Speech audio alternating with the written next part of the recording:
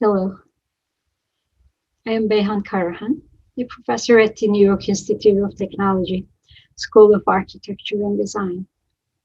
I've been teaching here since the mid-80s. Usually I teach studios and history theory courses. In this History and Theory of Urbanism and Sub-urbanism class, we study the writings of seminal theoreticians and practitioners of urban design. The students select some early and some living practitioners like you and present their research to the class. Anyway, I'm delighted to have you answering our questions. Let me introduce you to the director of our program, Professor Marcella del Signore. Marcella is an associate professor, and she directs our Master of Science in Architecture, Urban, and Regional Design program.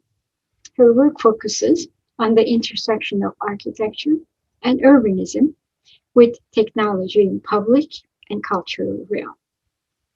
She is the author of 5 books that engaged in public realm, socio-technological systems, urban prototyping, and data-driven protocols framed through the lens of interscholar design approaches. Anyway, here is Marcella. Thanks, Professor Karahan, for the introduction, and welcome to the New York Institute of Technology School of Architecture and Design. Thank you for joining us for the Conversations in Urban Design series. Tim BEATLEY is Professor of Sustainable Communities in the Department of Urban and Environmental Planning, School of Architecture at the University of Virginia, where he has taught for the last 25 years. Much of BEATLEY's work focuses on the subject of sustainable communities and creative strategies by which cities and towns can fundamentally reduce their ecological footprints, while at the same time becoming more livable and equitable places. BEATLEY believes that sustainable and resilient cities represent our best hope for addressing today's environmental challenges. BEATLEY is the author and co-author of more than 15 books on these subjects, including Green Urbanism, Learning from European Cities, Habitat Conservation Planning, Native to Nowhere, Sustaining Home and Community in a Global Age, and Planning for Coastal Resilience. He has co-authored 2 books with Australian planner Peter Newman, Resilient Cities and Green Urbanism Down Under, Learning from Sustainable Australian Communities. And BEATLEY's book, Ethical Land Use, was declared by the American Planning Association to be one of the 100 essential books in planning.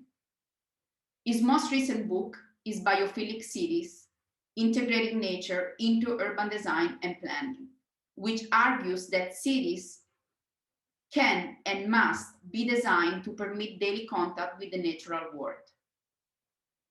I will now introduce REVATHI SELVARAJ from Chennai, India, which is one of our graduate students in the MS.AURD at NYT, who will conduct the interview. Thanks again for joining us. Hi, Professor Tim. I'm REVATHI SELVARAJ from Chennai. It's a pleasure having you here. I'm going to start my first question. What made you to identify the need of bioflix cities? How did you research and develop the possible solutions? Yes, that's a good question. It's a broad question. So there are many ways I could answer it. For me, the concept of biophilic cities or biophilic urbanism is really a combination and a continuation of a lot of things we have already been doing, right, in and around cities. What I liked especially about the framing of this issue, how we green cities, how we incorporate nature into cities, through the lens of biophilia, it's really quite a powerful concept, I think, which is that we've co-evolved with the natural world, that we need that connection with nature, and that we're hardwired really to want it and to need it. And we're happiest and healthiest and able to lead the most meaningful lives we can when we have nature all around us. And so, in many ways, for the 25 or 30 years, something now that I've been working in urban planning, in one way or another, we have tried to think about nature. But the framing of biophilic cities, the framing of that issue through that lens, is a relatively recent thing for me. It's been about a decade now. And so how did we go about researching it? Well, we started something called the Biophilic Cities Project here at UVA about 10 years ago, or 9 years ago, or something like that. And we had a grant from the Summit Foundation, a Washington, D.C. based foundation, and we were looking at what were the best examples of cities around the world that were creatively and innovatively incorporating nature, not just as a peripheral or kind of secondary issue, but putting nature at the center of their design and planning. And so we looked at 10 cities. And then those 10 cities, we worked with them, and eventually we brought them to Virginia, representatives of those cities, for a big conference. And that was in 2013. And at the end of that conference, we decided, basically, the group decided that they wanted to continue to meet. And that was the beginning of what became a global network of cities. So that's at least a partial answer. The idea of biophilic cities is still evolving.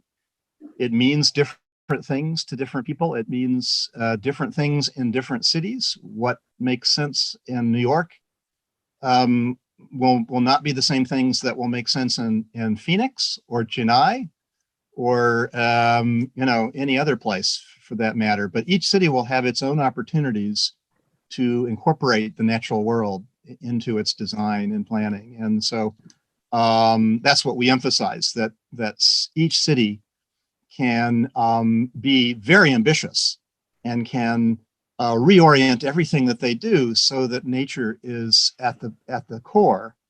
But the way they do that, the opportunities that they'll have, the kinds of nature, obviously the ecology, the natural conditions will vary from place to place. Thank you for that. I don't know if that's at all a good answer to your question, but that's a great answer. How are you engaging with global community on implementing various nature-based solutions related to biodiversity and conservation? Yeah, so that's another large question, I think. So we've organized this network, and as I mentioned, it is a global network of cities. So about half the cities now are North American, but half are from other parts of the world, and we're hoping to grow actually the network so that it's so we have cities in Africa and India also, actually, in China, and really we want to expand this network, and we're gaining a lot of traction. There's a lot of realization that we've got to rethink the whole way that cities grow and the whole way that they are designed, and that we need a new approach.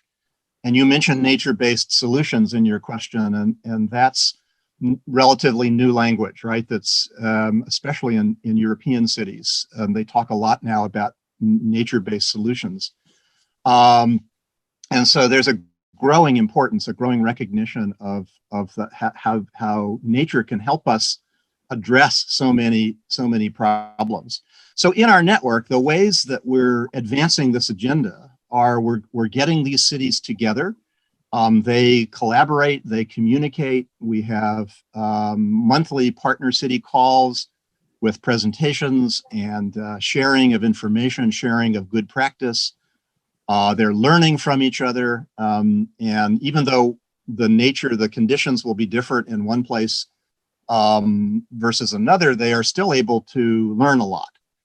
And we're trying in the network, trying to capture all these wonderful, innovative approaches, all these wonderful stories. So you asked about biodiversity specifically, and that's at the core of our vision of what a biophilic city is. A biophilic city is many things, but it's also a city that harbors lots of other forms of life. So it's a multi-species city. It's a city that shares its spaces with lots of other non-human life. And biodiversity is one word that, sort of captures that. We know that that makes for a more enriching kind of city, a more interesting city, but it also acknowledges an ethical duty that we have to think about nature. It's not just what nature can do for us, but also what we owe the nature around us. So many of the best practices have to do with conservation of biodiversity in cities. And we can talk about what some of those strategies, those tools, those techniques, those design ideas. There's so many wonderful things going on. We try to tell the stories of cities like Singapore, as an example. Singapore has been one of our partner cities from the beginning, and a lot of wonderful inspiration about coexistence with other forms of life, and that means birds and lots of things. But you may have heard the story of the smooth-coated otters.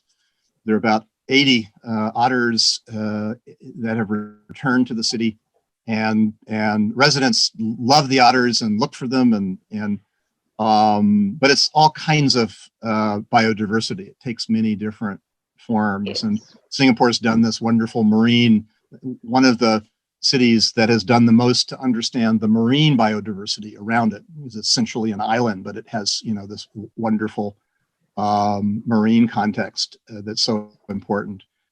We've been, many of our films have to do, again, with the unique kinds of biodiversity. So in Portland, Oregon, we did a 5-minute film about the migrating Vox's swifts. These are birds that fly through the city, pass through the city at certain times of the year, and they nest in these large roosts. And hundreds of people come out to watch them nest every evening in September. So we've made a film about that. So I guess the answer is we are helping the cities to do more things, to learn what they can do to coexist, what strategies, what tools, what techniques are being used successfully in other cities. And so, like a lot of networks, again, they are learning from each other, sharing information. We're just helping to do that. And of course, we also write books and articles and publish a lot of things that about biodiversity in cities, and that's another way that we help to advance that agenda. Following so that's a long-winded answer. Yeah, could you share your experience on collaborating with cities like Singapore versus Visakhapatnam, India? Yeah, and Visakhapatnam is our first Indian city to have officially joined. We hope that there will be many others, and Chennai actually would be a wonderful city to have in the network, by the way. If you have any interest in helping us on that, would be much appreciated. But so yes, I think what we recognize again is that there is great variation. There's great ecological diversity and differing ecological and natural conditions. There are also differing cultural and social conditions, and obviously different planning systems in place in different parts of the world.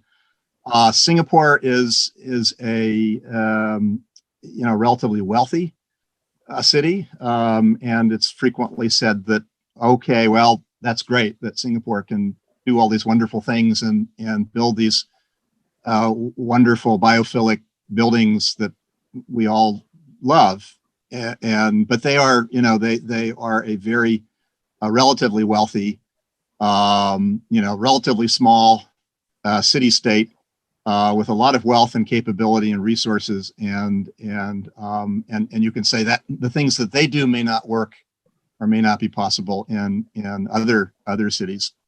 Yes. So I don't know as much about Indian cities, but Visakhapatnam has got these wonderful things that they are doing, and our partner has essentially been a animal welfare organization. So it's been less about connecting to the city proper, and our collaborators are more in the nonprofit side of it, or the non-governmental side of it. And they have been doing wonderful things to address problems, humane treatment and caring for things like stray dogs in the city, and connecting the treatment of dogs with the conservation of sea turtles. So I don't know if you know much about that story, but it's we've got a little bit of it on the webpage, and this idea of getting of taking care of the dogs, training the dogs to actually locate and guard the nests of nesting olive ridley sea turtles.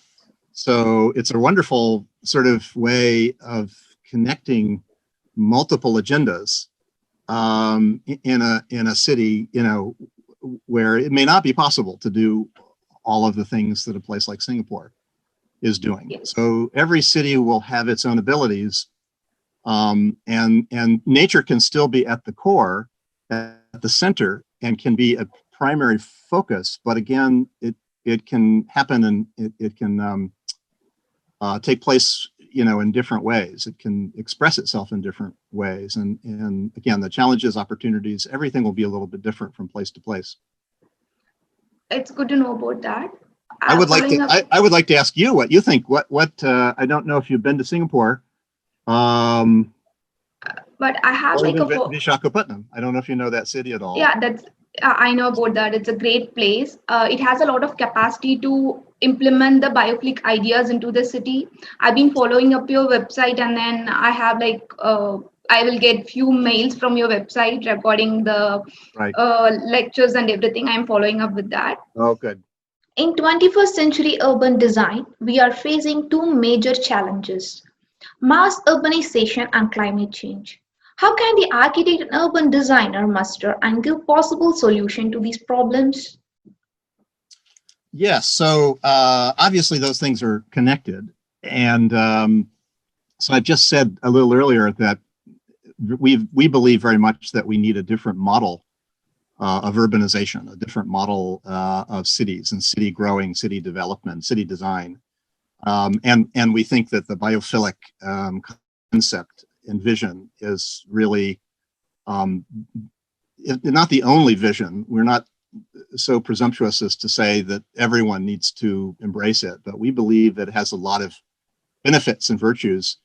And I haven't really talked much about what a biophilic city is. It is a biodiverse place, but it's also a place that has nature all around us, right? It's not just a city with a few places of parks and nature, but it's a vision of having immersive nature. So instead of having a city where you might go to a park to find that nature, we reimagine the city as the park, or as the garden, as the city, as Singapore has been saying. They have been a garden city for many years, but now they're reframing it as a city in a garden, and more recently as a city in nature, which is really interesting. So a kind of seamless form of nature from the rooftop to the room. So all of the spaces in and around the buildings where we spend time, but then it's the neighborhood, and then the street, and the larger spaces in the city, and the region and metro area in which that city lies. And it's all of these different levels interconnected. So to me, that's a really important challenge for urban design moving forward, is how can we see the city as this connected ecosystem, and how can we design and plan in ways so that we don't just have a few parks, we don't just have buildings that have green rooftops or trees on balconies. We begin to understand how all of those things fit together to create a kind of seamless nature. And the implications for climate change are pretty clear. I mean, we say that anything that you can do, just about anything to make a city more natureful or more biophilic, will also make it more resilient. And so we know that cities are going to be having to adapt to a changing climate, whatever we do, however quickly we are able to reduce our greenhouse gas emissions is still going to be adaptation. So that means we have to tackle urban heat. Well, that means trees, tree planting, and urban greenery and green rooftops, or the things like sea level rise, something you're having to deal with in New York.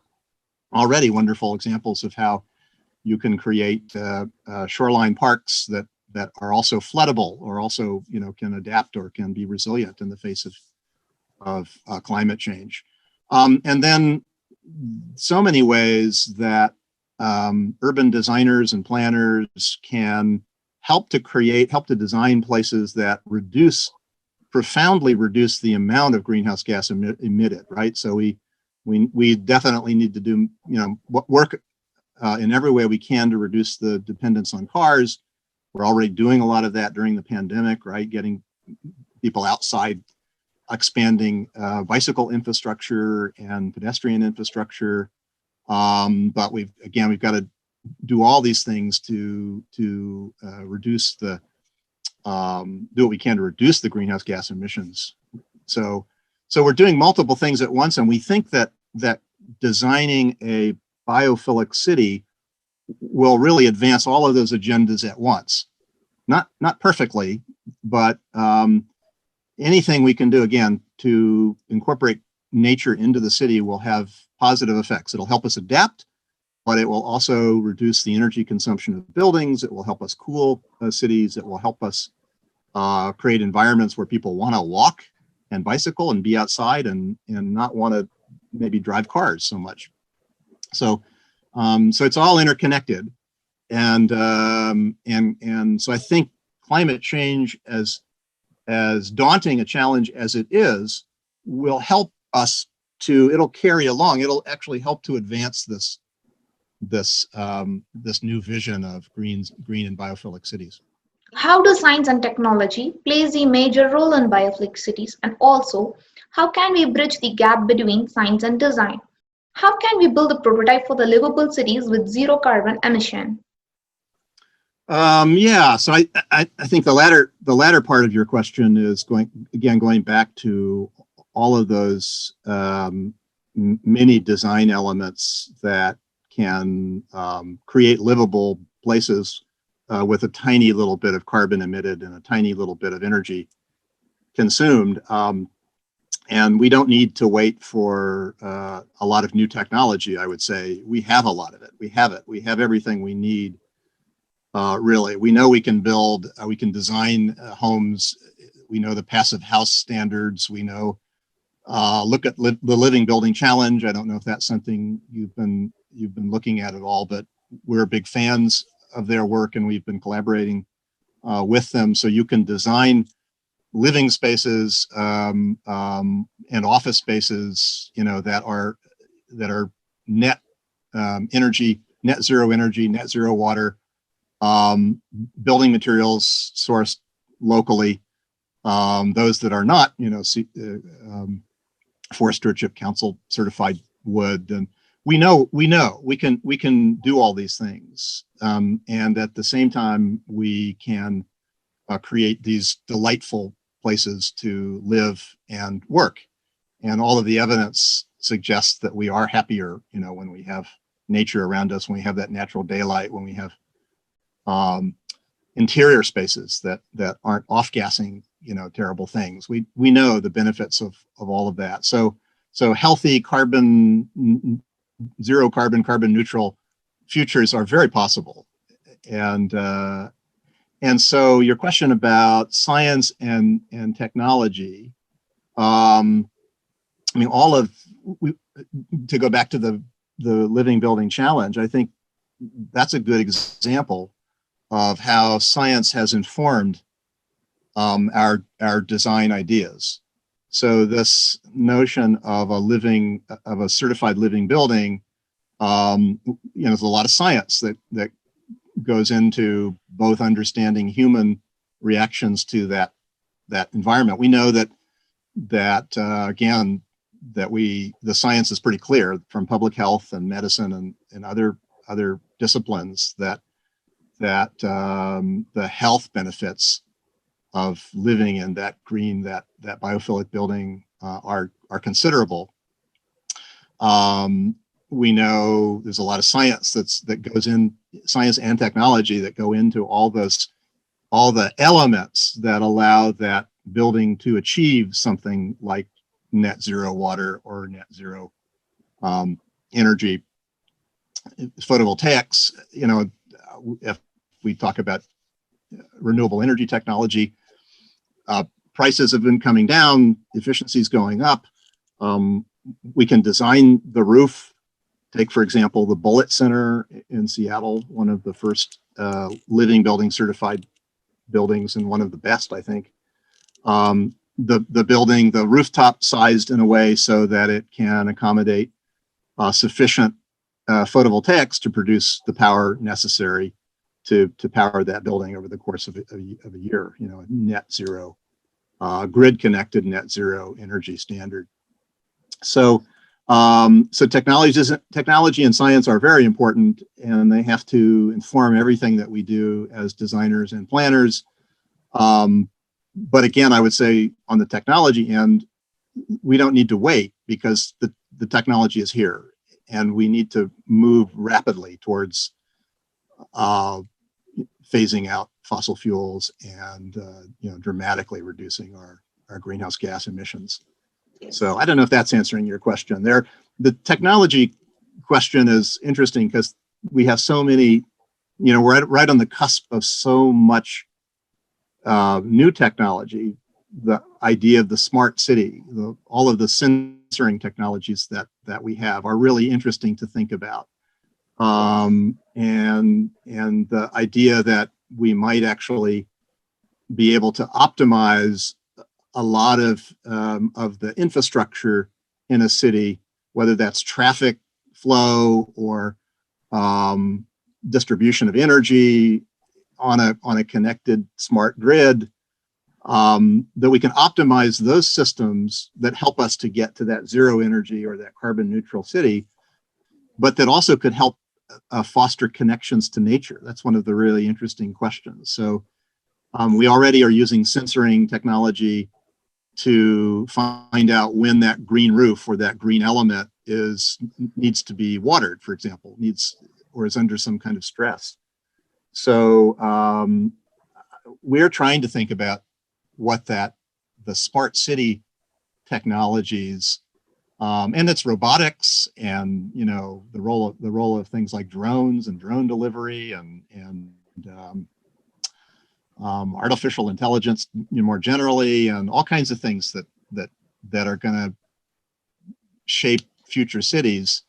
So the challenge for us is to think about how can we see these technologies as ways that are not antithetical to nature, but rather can help to facilitate a more biophilic city and help to better connect us to the nature around us. So I don't know the answer to that, but that's one of the really big technology questions for us, I think. In the principle of green urbanism, you mentioned 000 framework: zero carbon, zero fossil fuel, and zero waste. Could you provide some example for us to study further? Oh, wow. Green urbanism. Yeah, I you know, it's interesting. You found that book was from the year 2000, I think. Hard to believe it, that it's 20 years old. But that was language that I was using a lot at the time, and I still use it. It's still really important. It captures the larger set of issues. Biophilic has a little bit more focused on what is on the nature part of it. Green urbanism includes many of those other things we've been talking about, like water and energy.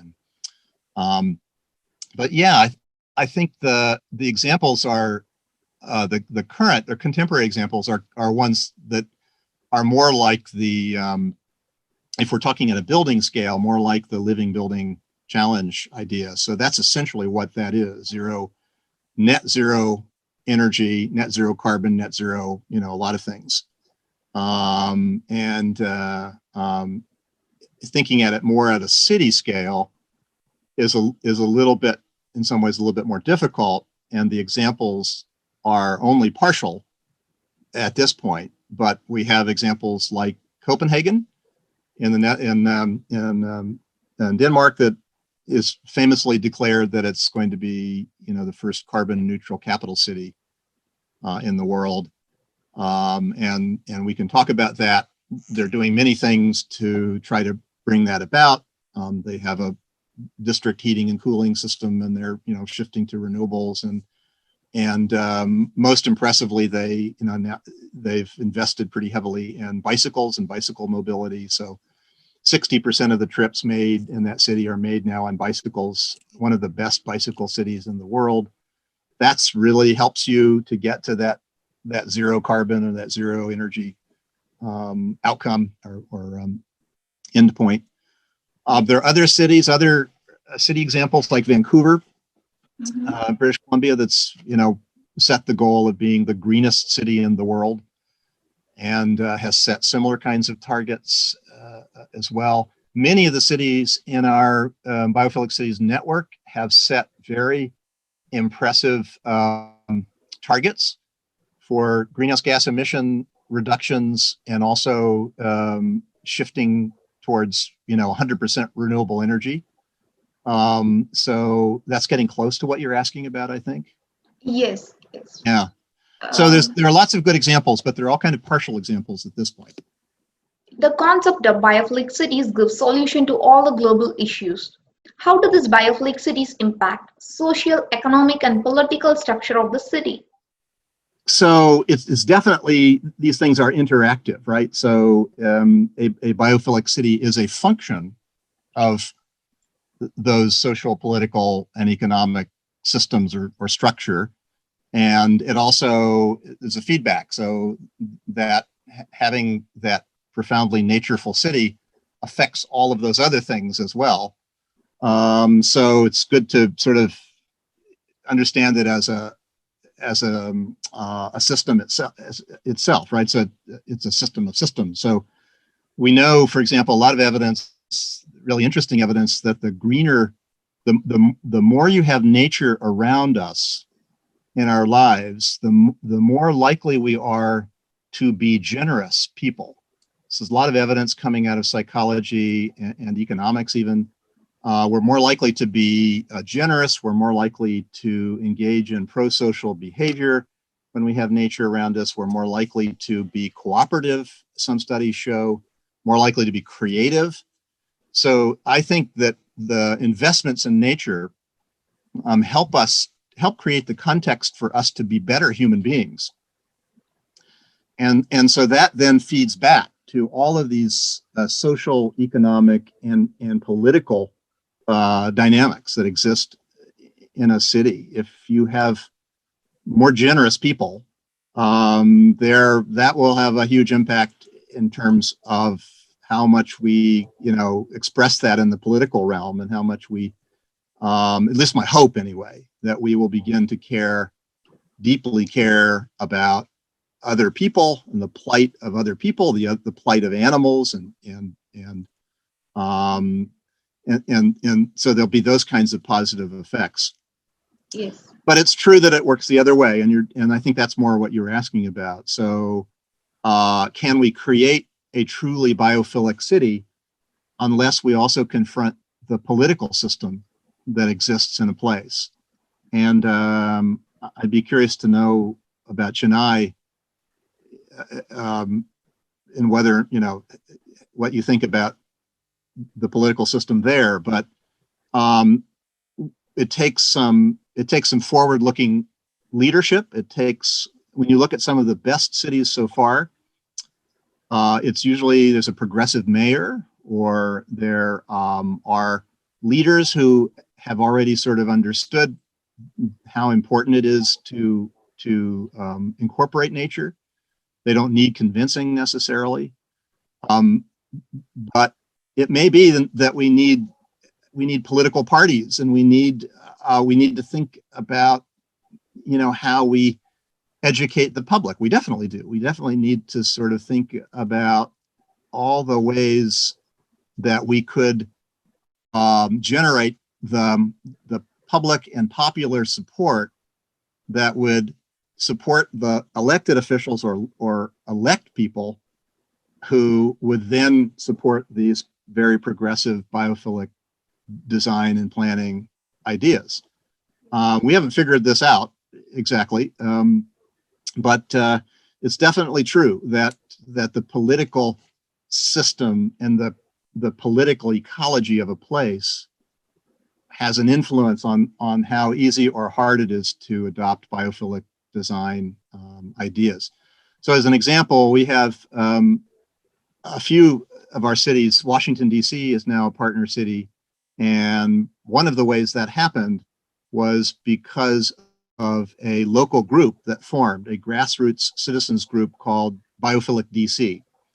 And they organized and decided that the city should be part of our network. So they then started lobbying all of the city council members in the city.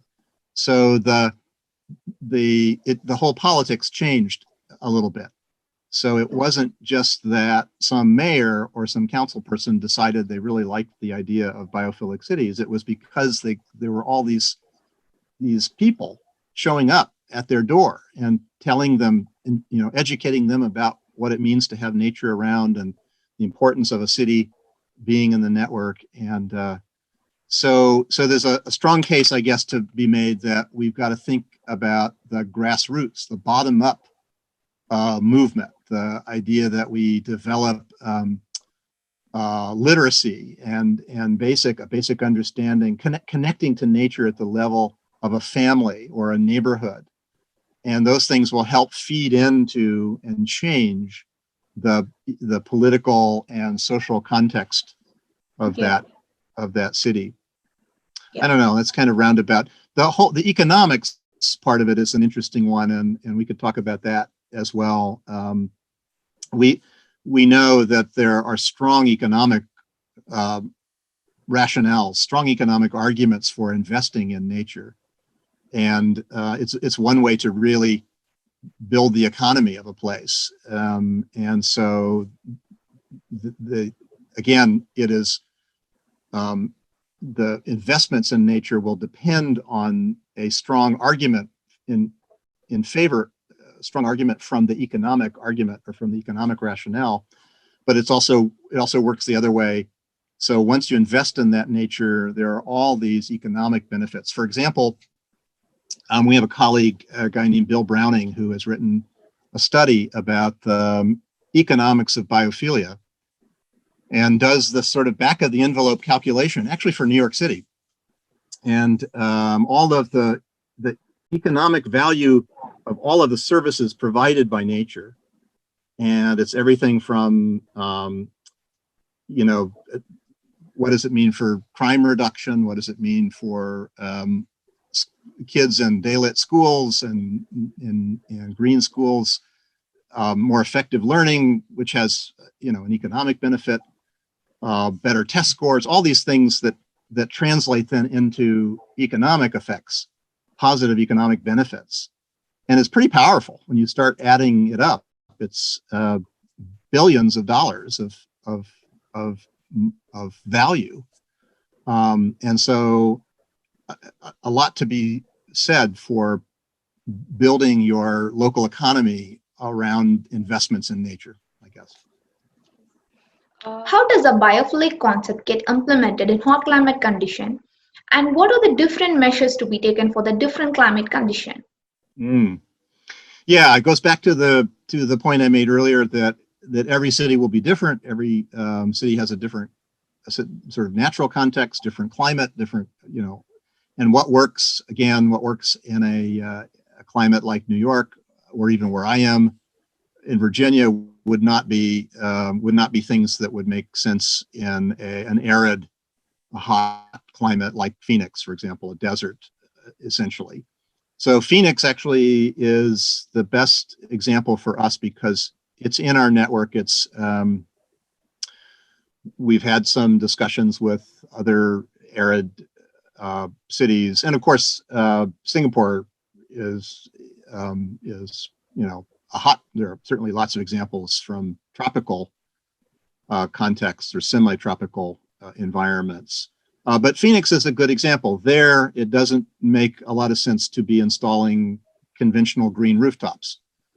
Instead, what makes sense are things like xeriscaping or native landscaping, drought-tolerant landscaping, mesquite trees and cacti and things like that. There's a lot of nature, right, in that desert, that hot, arid desert environment. But it's different. It's a different kind of nature. It's beautiful and resilient and wonderful, and it does all of it.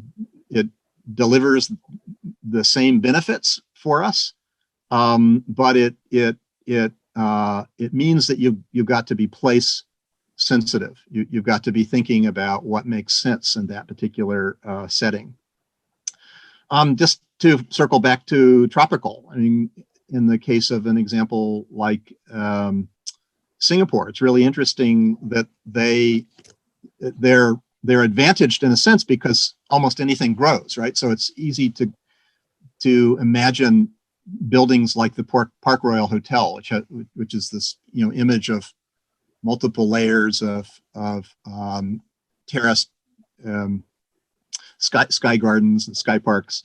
Everything grows well in that environment, but they do have to think about heat and shade, and so the designs have to incorporate that, and so you find a lot of emphasis on shading, and so one of the buildings we like a lot is there's a design group called WOHA, okay. And Kempeng Admiralty is one of their new buildings. It's a social housing integrated mixed use with a sort of tiered tropical forest on the roof. It's a multi-tiered sort of roof, and it's a wonderful design.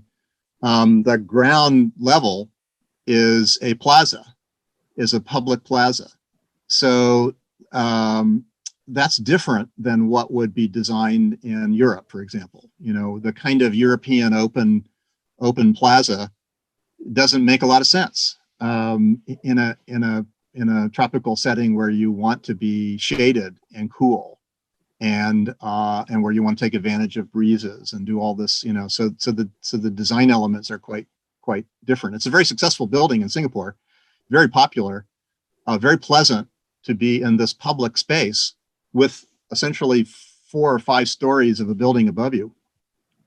So that's, so the strategies will differ from place to place. What are the measures that all the cities should take as a first step towards a bioflix future? Gosh, the measures that they should take. So, one thing would be there are a lot of things that cities can do to take stock of the nature that they have. I think that's a good first step, and many cities have already done it, but some of this could be sophisticated GIS kind of mapping, but it could also be, we have a city, Wellington, New Zealand, that's done this really interesting thing of it's a story map essentially, where they've gone, and this is essentially a colleague at the university there who's done this under contract to the city, but it's essentially identifying biophilic buildings and features and places where you experience nature in the city.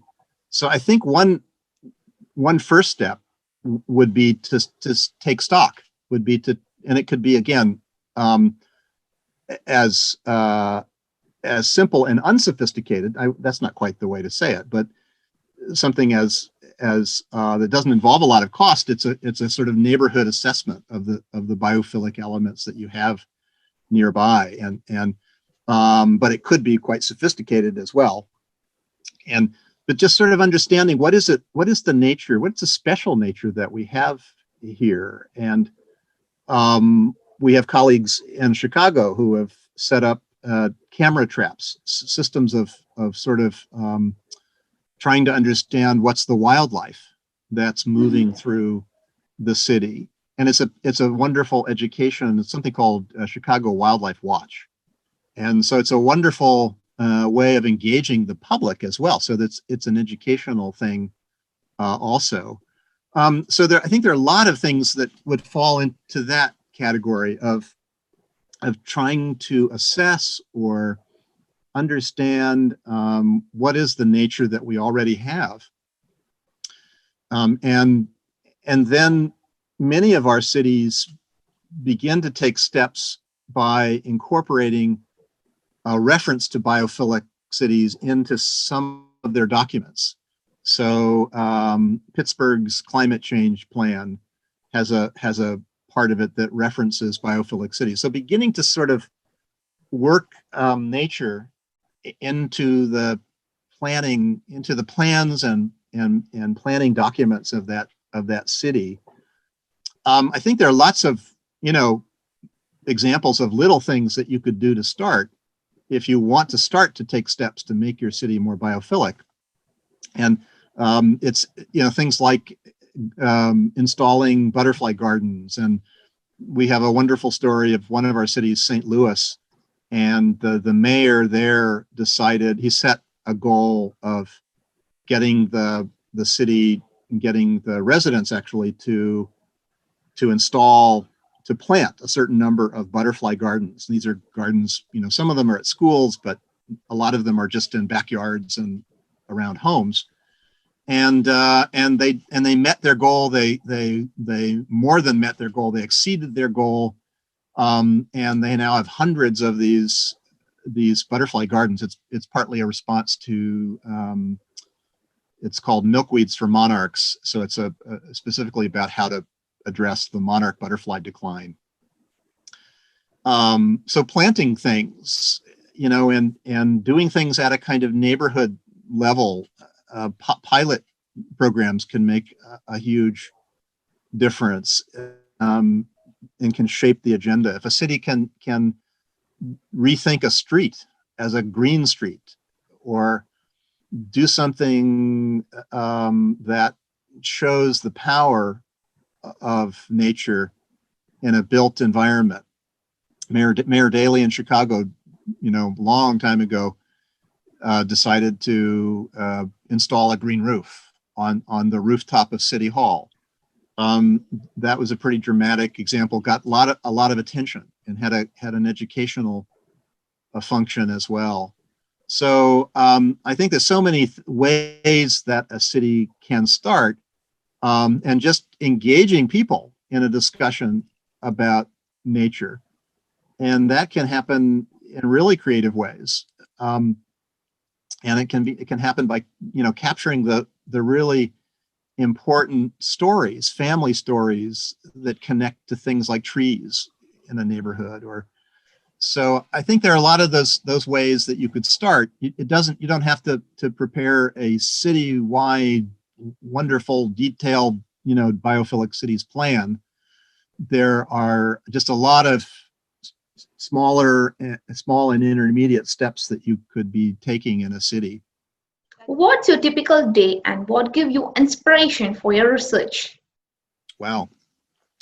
Well, typical day. I mean, it's nothing's typical anymore with the pandemic.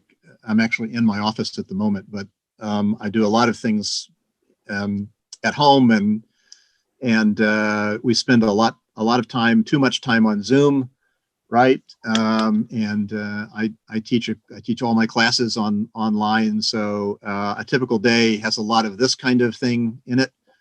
One class that I do right now is a 250-person class, an introduction to urban planning. The lecturing part of it is over. I'm in the process of grading right now, but a typical day in the life of an academic during the pandemic involves, again, a lot of Zoom, a lot of virtual stuff, and a lot of online, virtual office hours and things like that. So it's not very inspiring. It's not very happy stuff to talk about. I think we're all frustrated, but but nature in the outside world, you can't see that, but is not very far away for me. And so that is the saving grace. So I'd like to say that a typical day involves a lot of outside walking, and it does typically. It does for a lot of us. It's something that is therapeutic, and thank goodness for the natural world and for birds. And that's what gives me inspiration as well, is to actually the most recent book I just launched or just released a book 2 weeks ago called The Bird Friendly City. And so it's a new Island Press book. And to answer your question, there are so many inspiring stories of people and organizations that are working to protect, conserve, celebrate birds. That's one piece, one aspect of the larger world that we live in, but birds have been really important during the pandemic. And we're listening to birds, we're seeing birds. They are all around us. We may not have paid as much attention in the past, but we now have more time. Many of us have been in lockdown mode. So I've had a lot of people ask me, well, are there more birds now than there used to be? Are the birds louder than they used to be? And no, I mean, you are hearing those birds maybe more than you did, before. And it might be that you've been listening during a peak migration time. A lot of birds that move through the city of New York, for example. And I get all of these Manhattan Bird Club birding alerts, and all the things that people are finding and seeing in Central Park, for example. And that's really been inspiring to see all of the many ways that we express how we care about and love nature. That's really what biophilia is about, right? A love of nature. And it's really evident during the pandemic, in the midst of all the terrible, the tragedy of it, and the death, and the social isolation, and all the negatives. There is this bright spot, which is about our reconnection to nature. What do you suggest for us, a young urban designer, to be engaged in this field? Gosh, I don't know. It's follow your heart and find ways to incorporate these ideas into your work wherever you end up. If you end up in a design firm, I think you can only, you're often starting, at a low rung on the ladder. It may be difficult to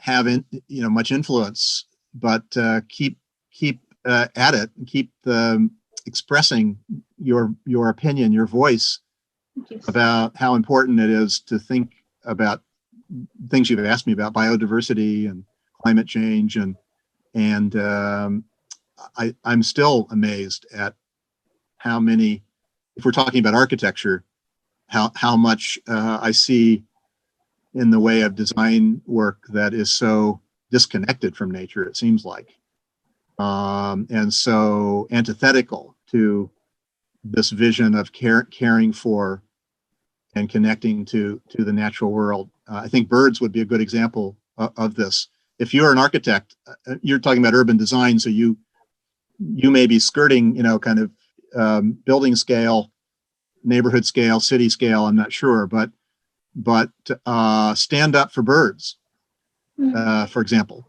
So many buildings now. New York City, you may know, has adopted a bird safe building standard that comes into effect, I think, in January. That'll require fritted windows and bird safe facades. But most cities don't have that kind of a standard. And most of the design work still that I see involves a lot of mindless specifying of glass, and glass, that doesn't take into account how dangerous it is for birds. We have 1 billion birds a year, or something like that, that are killed as a result of window strikes and building strikes. So stand up for other forms of life when you're a young. It may be very hard, right? If you've got some senior partner who doesn't care about that, or a client who doesn't care about that, it's always tricky, right? But maybe you can see your mission as being a little bit of a guerrilla designer, kind of trying to insert some of these things, and at least educating clients and educating your fellow practitioners about the importance of thinking about birds, for example. I can't thank you enough for being here with us today. Thanks again. Thank you for your good questions. I